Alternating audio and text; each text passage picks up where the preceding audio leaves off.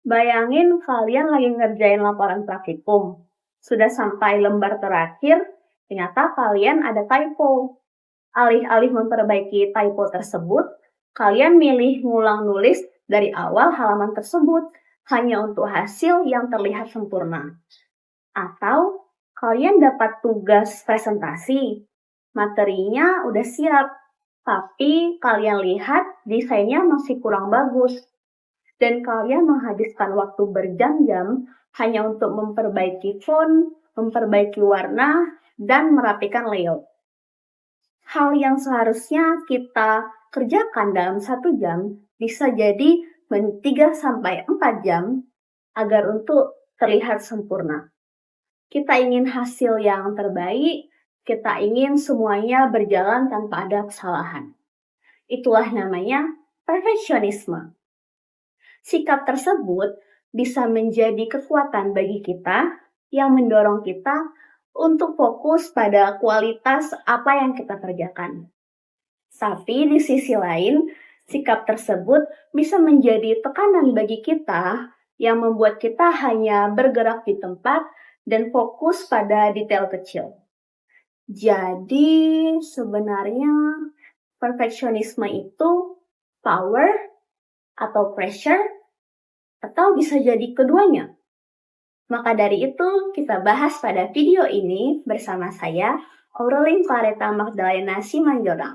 Sebelum membahas lebih dalam terkait perfeksionisme, kita harus tahu apa itu perfeksionisme. Menurut American Psychological Association Dictionary, perfeksionisme merupakan kecenderungan seseorang menuntut diri sendiri dan orang lain terhadap kinerja atau standar yang sangat tinggi, bahkan sempurna, di atas dari apa yang dibutuhkan, sehingga menolak segala sesuatu yang dianggap kurang. Dalam dunia psikologi, terdapat 3 jenis perfeksionisme. Yang pertama, self-oriented perfectionism. Jenis ini di mana individu menetapkan standar yang sangat tinggi kepada dirinya sendiri dan mereka menilai bahwa harga diri ditentukan oleh bagaimana mereka mampu mencapai standar tersebut. Individu dengan jenis perfeksionisme ini gampang merasa cemas, stres, maupun depresi ketika mereka tidak dapat memenuhi standar yang telah mereka tetapkan untuk diri mereka sendiri.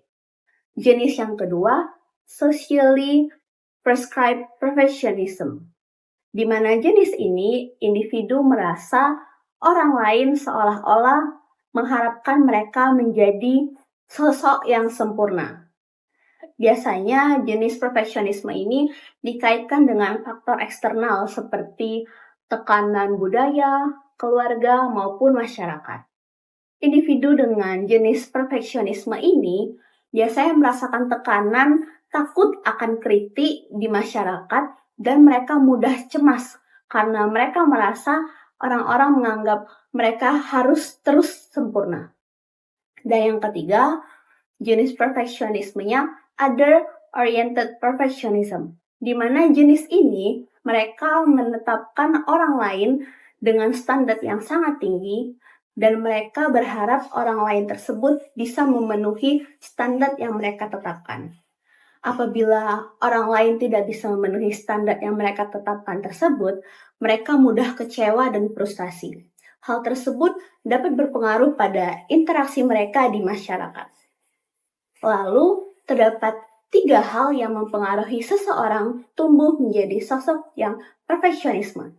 Di antaranya yang pertama, memiliki masalah kesehatan mental seperti kecemasan dan obsessive compulsive disorder atau biasa kita kenal sebagai OCD. Namun, seseorang yang perfeksionis belum tentu menderita OCD. Begitu juga sebaliknya, penderita OCD belum tentu adalah orang yang perfeksionis. Yang kedua, pengaruh orang tua.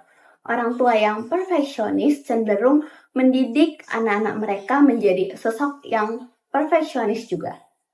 Mereka menetapkan standar yang amat sangat tinggi kepada anak-anak mereka sejak kecil, sehingga ketika anak-anak mereka tumbuh menjadi orang yang dewasa, mereka berperilaku perfeksionis. Dan yang ketiga, orang-orang dengan prestasi yang sangat tinggi, cenderung merasakan tekanan dalam mereka memenuhi prestasi atau pencapaian mereka tersebut.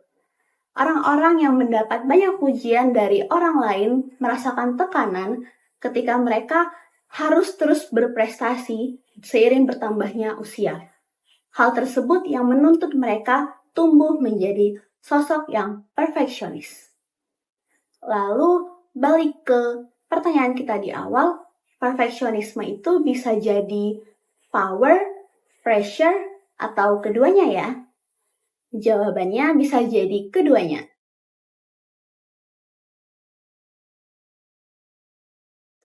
Menurut Catherine Morgan Scheffler, dalam bukunya yang berjudul The Perfectionist Guide to Losing Control, menjelaskan bahwa perfeksionisme bisa menjadi sebuah kekuatan super bagi kita. Sama halnya seperti uang atau kekuasaan, semuanya itu tergantung bagaimana cara kita menggunakannya dan mengelolanya. Perfeksionisme yang sehat adalah dorongan untuk mencapai keunggulan tanpa harus mengorbankan diri sendiri. Perfeksionisme bisa menjadi power bagi diri kita ketika kita menggunakannya sebagai alat untuk menggali potensi diri kita, dan kita mengelolanya secara sadar dan lebih terarah. Selain itu, perfeksionisme bisa juga menjadi power bagi diri kita ketika sikap tersebut membantu kita semakin teliti, semakin disiplin, dan semakin peduli pada kualitas. Kita ingin benar-benar mengetahui segala hal yang kita kerjakan tidak asal-asalan dan juga benar-benar berkualitas. Sebagai contoh, misalnya seorang dokter atau seorang engineer melakukan kesalahan kecil. Pastinya hal tersebut sangat berdampak besar dan berakibat fatal. Nah, dalam situasi tersebut, sikap perfeksionisme ini menuntut kita untuk melakukan sesuatu dengan benar sebagai kebutuhan, bukan keinginan. Nah, pada titik ini, perfeksionisme bisa menjadi kekuatan bagi diri kita. Di hal lain, perfeksionisme bisa menjadi pressure atau tekanan bagi diri kita. Di mana yang pertama, ketika perencanaan dan analisis yang berlebihan.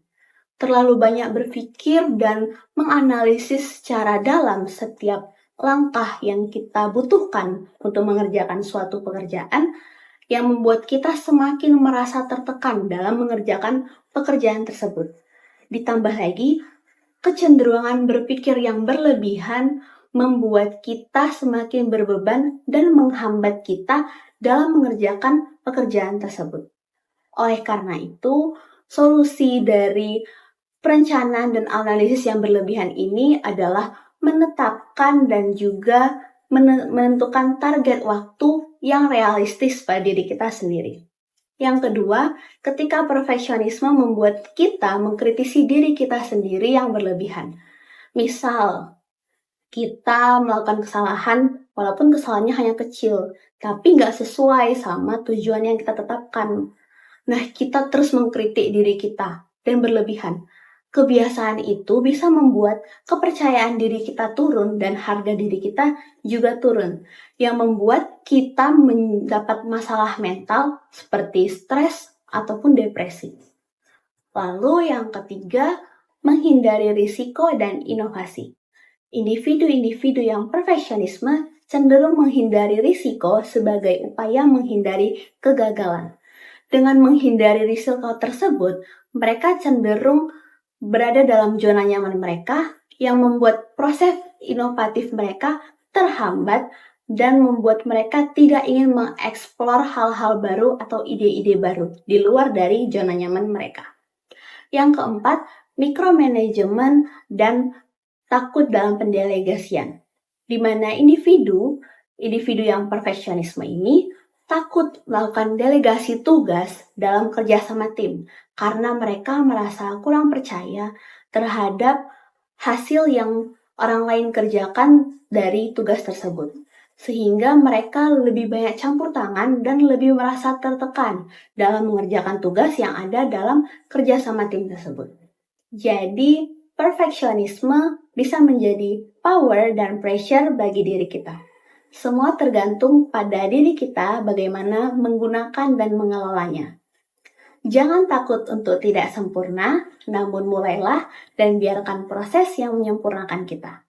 Sekian dari saya, Aurelien Clarita Magdalena Simanjorang. Sampai jumpa di pembahasan selanjutnya. Terima kasih.